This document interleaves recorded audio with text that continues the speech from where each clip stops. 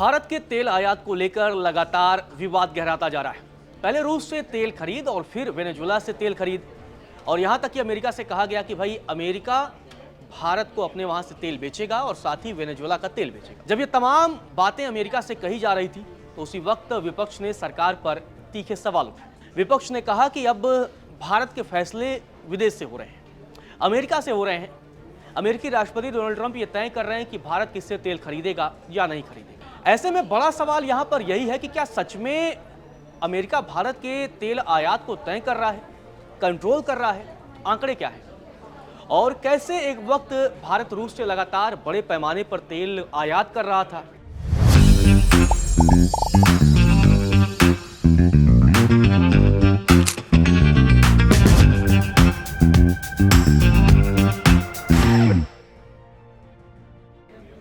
दो 2022 के बाद से वो ग्राफ लगातार ऊपर गया और फिर 2025 के बाद से धीरे धीरे वो ग्राफ अब नीचे जाने लगा।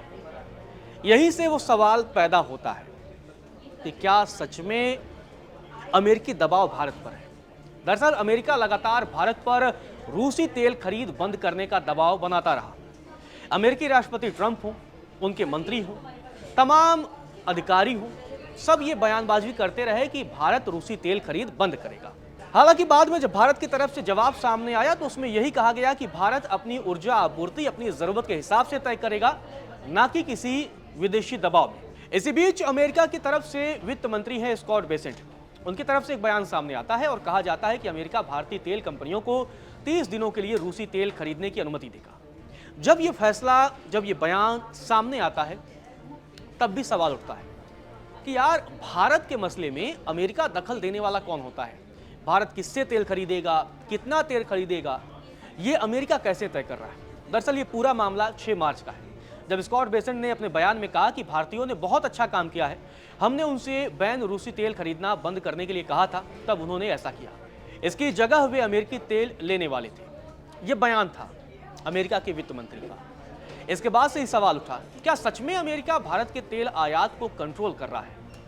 इसकी पूरी कहानी समझते हैं। पूरी कहानी आपको बताता हूं एक एक आंकड़ों के जरिए। इस पूरी कहानी की शुरुआत होती है अगस्त 2025 में, जब भारत पर अमेरिकी राष्ट्रपति डोनाल्ड ट्रंप ने पहले 25% का टैरिफ लगाया और फिर उसे 25% और बढ़ा दिया कर उसे 50 कर दिया। एक्स्ट्रा 25% का लगाया था रूसी तेल आयात की वजह से।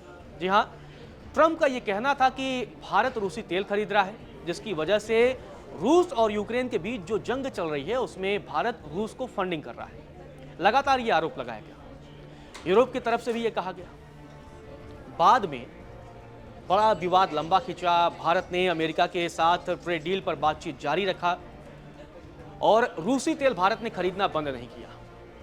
हालांकि जब जनवरी 2026 आता है तो उस वक्त ट्रंप ने एक फैसला लिया और उसके बाद से धीरे धीरे जो भारत पर 50% का टैरिफ था उसे 18% कर दिया गया।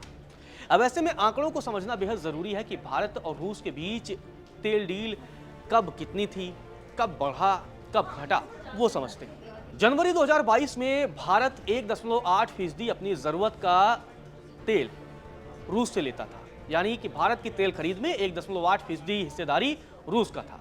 जुलाई 2024 में रूसी तेल का हिस्सेदारी 44.6% तक पहुंच गई, एक बड़ा इजाफा। नवंबर 2025 में रूसी तेल की हिस्सेदारी 35.1% हुई, यानी थोड़ा सा घटा। तब 7.7 मिलियन टन भारत ने इंपोर्ट किया। दिसंबर 2025 में हिस्सेदारी 24.9% आ गई, मतलब इसमें गिरावट देखने को मिली। जनवरी 2026 में 11.6 से लेकर 12.15 लाख बैरल प्रतिदिन भारत ने रूसी तेल खरीदा।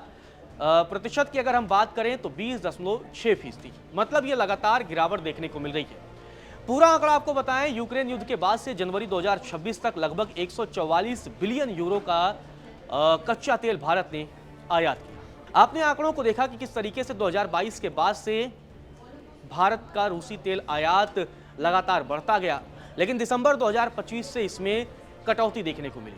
अगस्त 2022 की अगर हम बात करें तब रूसी तेल की हिस्सेदारी 16.5% थी और इसके बाद अब ये न्यूनतम स्तर पर पहुंच चुकी है।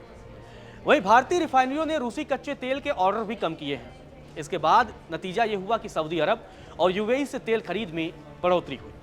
2025 की तुलना में यूएई से तेल खरीद जनवरी 2026 में बढ़कर 7.3% से बढ़कर 9.3% हो गई है। मतलब जनवरी 2025 में यूएई से भारत अपनी जरूरत का 7.3% हिस्सेदारी तेल खरीदता था, कच्चा तेल, और जनवरी 2026 में यह आंकड़ा 9.3% तक पहुंच गया। अब यहां पर एक बड़ा सवाल यह भी है कि आखिर अमेरिका ने अचानक रूसी तेल खरीद में छूट क्यों दी है। जो अमेरिका लगातार ये दबाव बना रहा था कि भारत रूसी तेल खरीदना बंद करेगा और वो इनडायरेक्टली रूस को फंडिंग नहीं करेगा, तो बड़ा सवाल यही है कि आखिर 30 दिनों की ये मोहलत क्यों दी गई। वजह है होर्मुज स्ट्रेट। दरअसल ईरान और इजराइल के साथ अमेरिका के बीच जंग जारी है और इसी बीच जो सबसे ज़्यादा इम्पैक्ट देखने को मिला है होर्मुज स्ट्रेट पर। ईरान के होर्मुज स्ट्रेट बंद करने से तेल की सप्लाई बाधित हुई है। इसी वजह से ट्रंप प्रशासन ने यह फैसला लिया और रूसी तेल पर छूट की घोषणा कर दी। होर्मुज से दुनिया का 20% तेल गुजरता है। आप समझ लीजिए कि 1/5वां हिस्सा, और भारत का 50% हिस्सा इसी तेल मार्ग से भारत पहुंचता है। लाखों बैरल तेल और गैस होर्मुज स्ट्रेट के जरिए भारत पहुंचते हैं, लेकिन अब यहां पर बड़े पैमाने पर तेल और गैस फंसे हुए हैं। इसी बीच एक और बड़ा घटनाक्रम होता है। संसद में भारत की तरफ से जवाब दिया जाता है। संसद में भारत सरकार ने जवाब दिया, पूरे मसले पर जवाब दिया, तेल के मसले पर जवाब दिया, ईरान और इजराइल अमेरिका के साथ जो जंग चल रही है उस पर जवाब दिया। विदेश मंत्री एस जयशंकर ने युद्ध के बीच संसद में बयान दिया और कहा कि संघर्ष बढ़ने की वजह से तेल और एनर्जी की कीमतें बढ़ रही हैं, लेकिन सरकार कोशिश कर रही है कि भारत की ऊर्जा जरूरतें पूरी होती रहें और लोगों पर ज्यादा असर न पड़े। उन्होंने कहा कि भारत के लिए ऊर्जा सुरक्षा, व्यापार और राष्ट्रीय हित सबसे ज्यादा महत्वपूर्ण है। यह बड़ा बयान उनकी तरफ से दिया गया। अब एक और घटनाक्रम की तरफ चलते हैं। केपलर AIS प्रोजेक्शन डेटा ने बताया है कि इस महीने यानी मार्च की अगर हम बात करें, अभी तक 10 मिलियन बैरल रूसी कच्चा तेल भारत में उतर चुका है। बाकी का 23 मिलियन बैरल तेल अगले कुछ दिनों में अलग अलग पोर्ट पर उतर सकता है। मतलब रूसी तेल लगातार भारत आ रहा है, लेकिन पहले की तुलना में इसमें गिरावट देखी गई है। कई विशेषज्ञों का मानना है कि ट्रंप सरकार के फैसले के आगे भारत सरकार ने यह फैसला लिया कि ठीक है, हम रूसी कच्चे तेल के आयात में कटौती करते हैं। तो कई जानकारों का यह भी कहना है कि भारत अभी बैलेंसिंग फॉरेन पॉलिसी की नीति पर चल रहा है, कि बैलेंस कर चल रहा है, क्योंकि ईरान और इजराइल अमेरिका के बीच जंग है।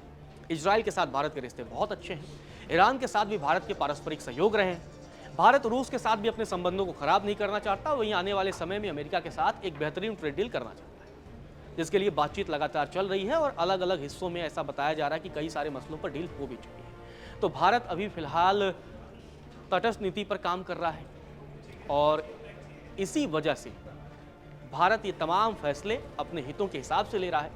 जैसा कि भारत की तरफ से ये कहा गया है कि भारत हमेशा अपने हितों को ध्यान में रखकर ही फैसले लेगा।